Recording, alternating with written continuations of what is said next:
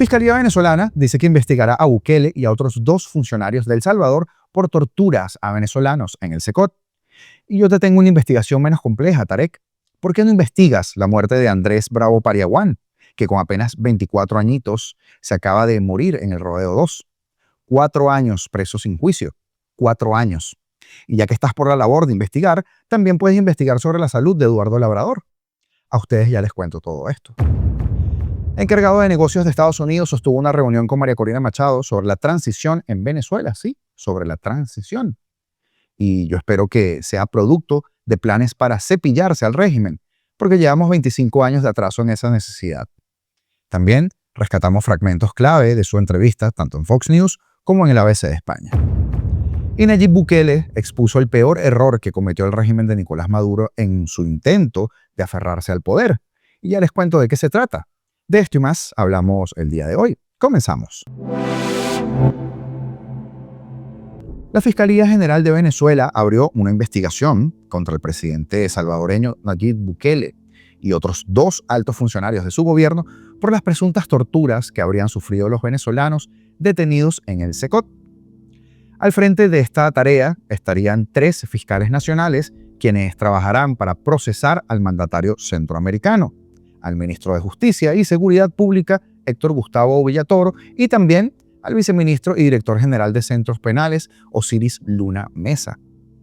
Hago un llamado a la CPI, a la ONU y a los organismos correspondientes para que hagan lo propio contra estos 3 sujetos. Fueron prácticas sistemáticas. No hubo un día que no hayan cometido torturas, privación ilegítima de libertad y asociación para delinquir, explicó el fiscal del Photoshop, Tarek William Saab. Pareciera que estuviera haciendo una lectura de ellos mismos, ¿verdad? La investigación busca imputarlos por los delitos de torturas, tratos crueles, tratos inhumanos o degradantes, desaparición forzada, privación ilegítima de libertad y asociación para delinquir.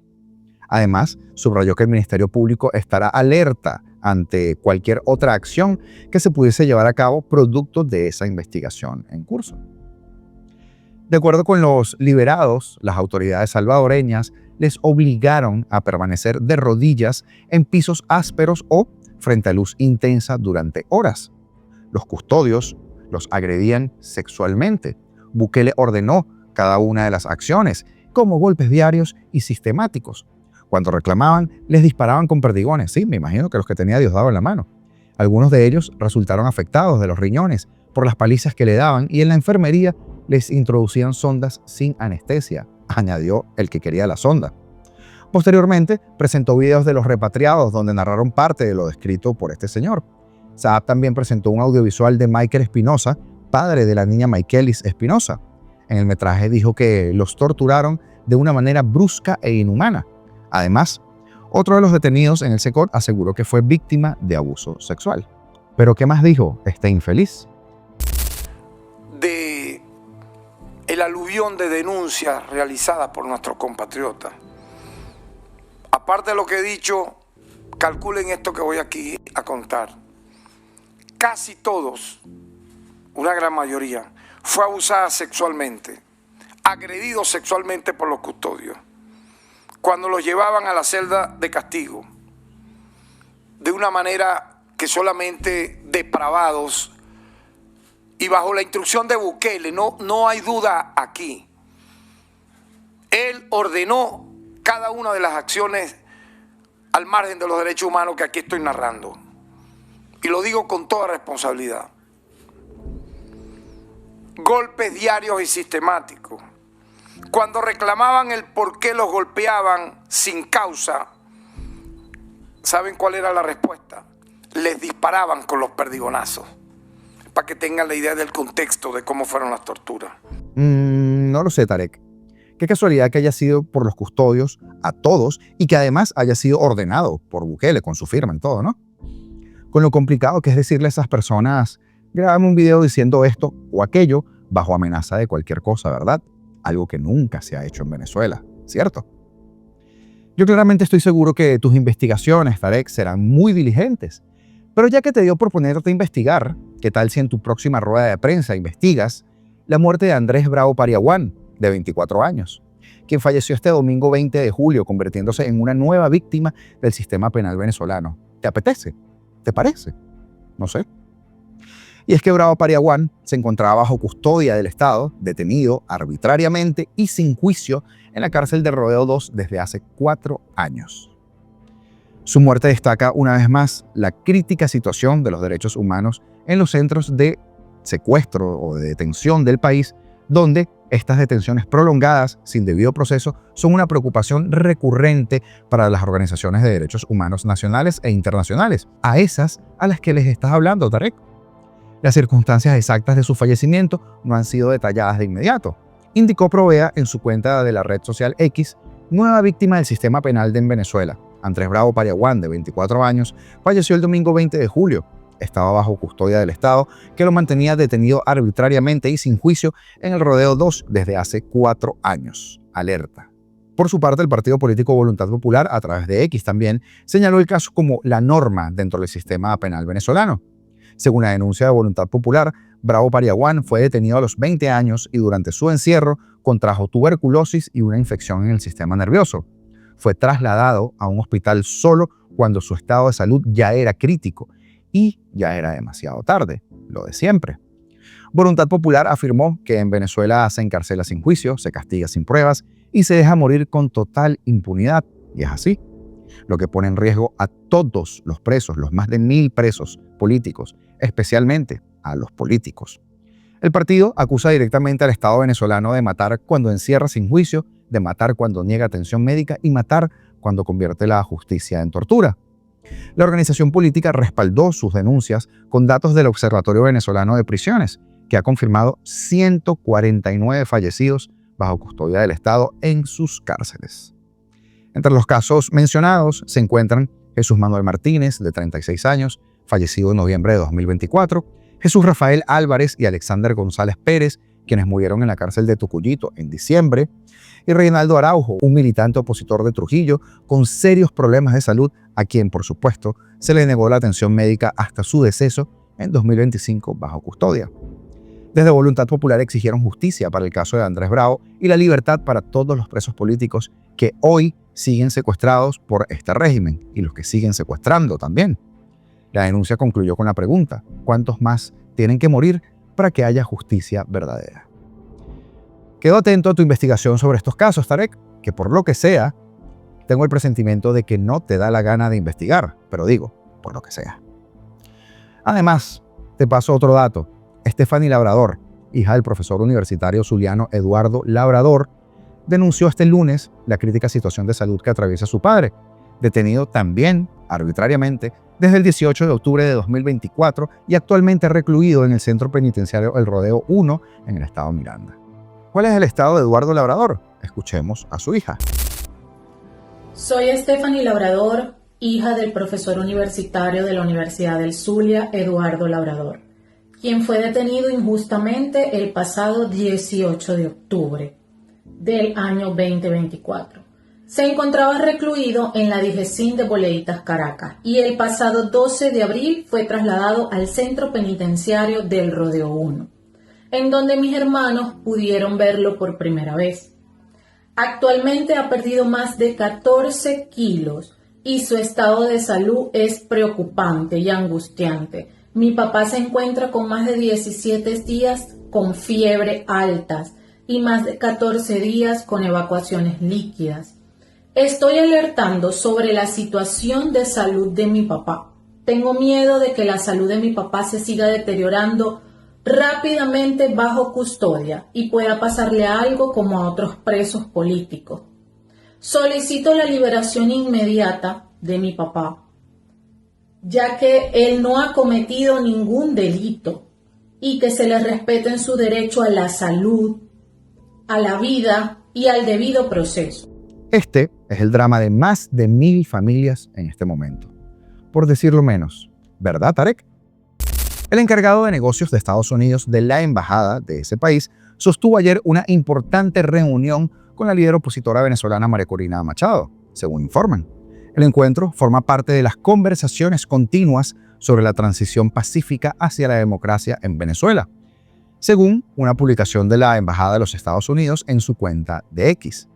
La embajada se refirió a María Corina como la mujer de hierro y ha dejado entrever que esta reunión subraya el interés de los Estados Unidos en seguir de cerca los desarrollos políticos en Venezuela y el apoyo a un cambio democrático en el país.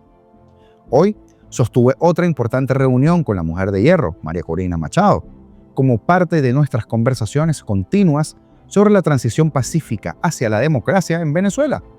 Pues bien, amigo McNamara, permítame el consejo.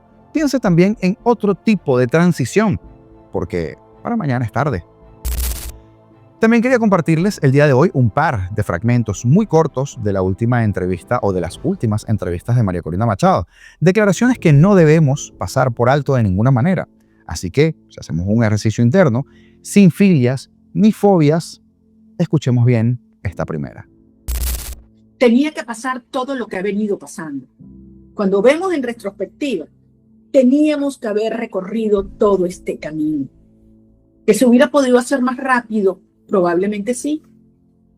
Entre otras cosas, hubieran habido acciones más contundentes y concertadas para elevar el costo de la represión, que es lo único que le queda, y para cerrarle las fuentes de financiamiento, que es lo que hace posible esa represión, porque como ellos compran las armas, producen los drones, infiltran, persiguen, etc. Pero eso está comenzando a ocurrir. Como toda estructura criminal, mira, un cartel, una red, un grupo guerrillero o unas células terroristas. Cuando se les corta el financiamiento, empiezan a colapsar. Y eso es lo que está ocurriendo ahora. Precisamente es lo que está ocurriendo ahora. Pero es que también estuvo presente en Fox News y esto fue lo más relevante de la misma. ¿Qué te dicen los términos del intercambio de rehenes sobre Nicolás Maduro y el poder que él tiene ahora en su país? Esta operación demuestra muchas cosas. En primer lugar, esto es un intercambio de prisioneros de guerra. Maduro ha utilizado a los ciudadanos como secuestrados para extorsionar, para chantajear.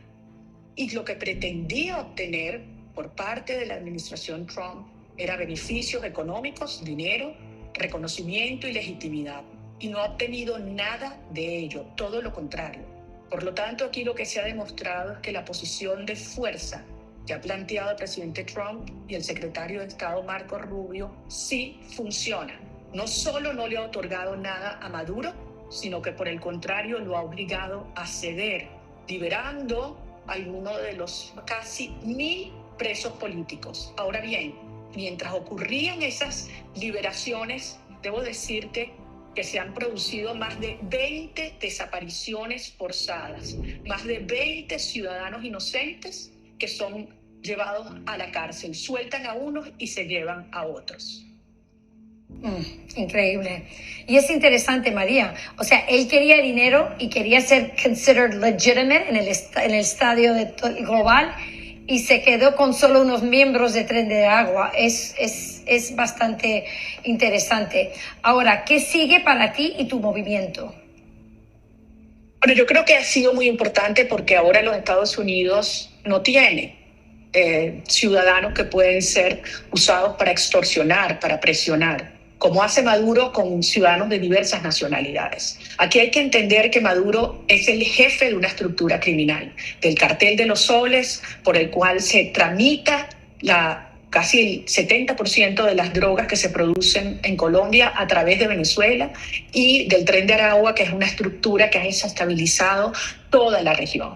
Y Estados Unidos entiende que como estructura criminal y como jefe de ese sistema, Maduro y el régimen deben ser aislados financieramente, deben hacer un enforcement de las sanciones secundarias que se aprobaron en el ámbito petrolero, y también hay que cortar el flujo que viene por la vía del narcotráfico y por la vía del crimen organizado. Eso por una parte. En segundo lugar, dejarle muy claro a Maduro y a su régimen que la única manera de avanzar es a través de una transición a la democracia, y eso es lo único que está dispuesto a negociar y a discutir el gobierno de los Estados Unidos. Tú fuiste muy clara en que no querías extender esas licencias para Chevron. Donald Trump se encargó de eso, lo hizo, y yo creo que lo está enforzando. ¿Qué más quieres que hagan Marco Rubio y el presidente Trump para apoyar a la libertad de todos los venezolanos y en particularmente a ti y a tu oposición? Yo creo que ha quedado clarísimo que esta es una situación ganar-ganar. Por el bienestar de los Estados Unidos, para que Estados Unidos sea más seguro, más fuerte, más próspero, y también toda la región, es indispensable lograr una transición en Venezuela, porque Maduro se ha convertido en el centro de la desestabilización regional.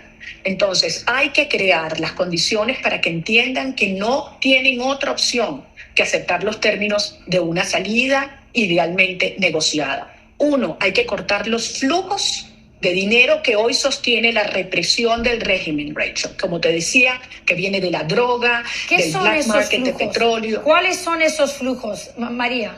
¿Cuáles son esos flujos? El primero y el más importante es narcotráfico. Ese es el principal ingreso que hoy tiene el régimen, y estas operaciones antinarcóticos que se están dando en el Caribe con varios países, Estados Unidos, Países Bajos, Reino Unido, son muy efectivas. Segundo lugar, contrabando de oro de sangre. En tercer lugar, contrabando de distintos minerales. Cuarto lugar, por supuesto, el mercado negro de petróleo, porque mucho de ese petróleo va por vías que se han identificado a países que están violando las sanciones secundarias. Entonces, hacer cumplir las sanciones secundarias es muy importante para que Maduro termine de entender, y aquellos militares que hoy lo sostienen, que este es un sistema inviable y que el presidente Trump está comprometido con la seguridad, la libertad y la democracia en todas las Américas. Así como les decía, que ni las filias ni las fobias nos prohíban de hacer una buena lectura de lo que acabamos de escuchar. Y tal y como decidimos titular nosotros, Nayib Bukele expuso el peor error que cometió el régimen de Nicolás Maduro en su intento de aferrarse al poder. Después que este fin de semana el régimen del dictador suelo bananero aceptara un acuerdo con Estados Unidos y El Salvador que incluía la liberación de estos 80 presos políticos, que van 56, y de 10 ciudadanos estadounidenses, además del retorno de los 252 venezolanos desde el Centro de Confinamiento de Terrorismo, CECOT, en El Salvador. Bukele sugirió que la decisión inicial de Maduro de aceptar ese acuerdo reflejó satisfacción, pero ahora el régimen muestra indignación al percatarse de las consecuencias. El régimen de Maduro estaba satisfecho con el acuerdo de intercambio y por eso lo aceptaron. Ahora gritan y se indignan, pero no porque estén en desacuerdo con el trato, sino porque acaban de darse cuenta de que se quedaron sin rehenes del país más poderoso del mundo, escribió el mandatario salvadoreño, interpretando el movimiento como un paso en falso que debilita la posición de Maduro. El jefe de Estado salvadoreño hizo ver que este error expone la dependencia del régimen a herramientas de extorsión, dejando el chavismo en una posición muy vulnerable frente a las negociaciones internacionales. Esta postura se alinea con las declaraciones recientes de Maduro, quien admitió que Venezuela pagó un alto precio por el canje, reconociendo el costo, el grandísimo costo de liberar a los estadounidenses a cambio de sus objetivos. Venezuela hizo un canje pagando caro, pero había que liberar a los venezolanos migrantes. Entregamos a un grupo de terroristas que habían venido a Venezuela y que fueron capturados, secuestrados, al tiempo de intentar matar al presidente y a la vicepresidente, dijo. Menudo cuento de camino y menudo resultado para ti, Maduro. Lo cierto es que Nayib Bukele ha venido destrozando la narrativa de Maduro, anulándola. Ese montaje que tratando de hacer con la silla de ruedas, que también expusimos en el video de ayer o de anteayer, y otras tantas cosas que el régimen de manera muy burda intenta venderle a los tres pelafustanes que todavía lo aplauden. No minimicemos el valor de que Estados Unidos ya no tiene secuestrados dentro del suelo venezolano, porque si les provoca, ahora sí pueden apretar como Dios manda. Saludos especiales y agradecimientos a Jessica Givirín y a Oscar Franchi por sus aportes mediante los Super Thanks, lo cual nos ayuda muchísimo a mantener esta labor que no descansa ni un solo día. De lunes a lunes estamos aquí.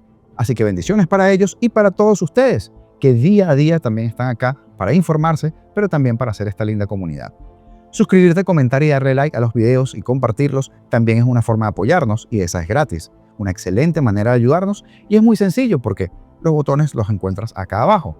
Ayer hablamos del polémico video de los artistas llamando a votar en el circo que montaron para dentro de 5 días, de la normalización de la dictadura y presentamos una adaptación de Cuando vinieron por mí, el famoso escrito, pero ajustado a lo que ha sido un cuarto de siglo de desgracia roja en Venezuela. Si te lo perdiste, te lo dejo en el video recomendado en el cuadrito que verás en pantalla en tan solo 10 segundos. Esto es apolítico, te indignan las cosas de Tarek. Comparte este video. Si te duele lo que escuchas, escríbenos, habla, desahógate. Y si aún crees que podemos cambiar esto, suscríbete y sigamos peleando juntos. Libertad o nada.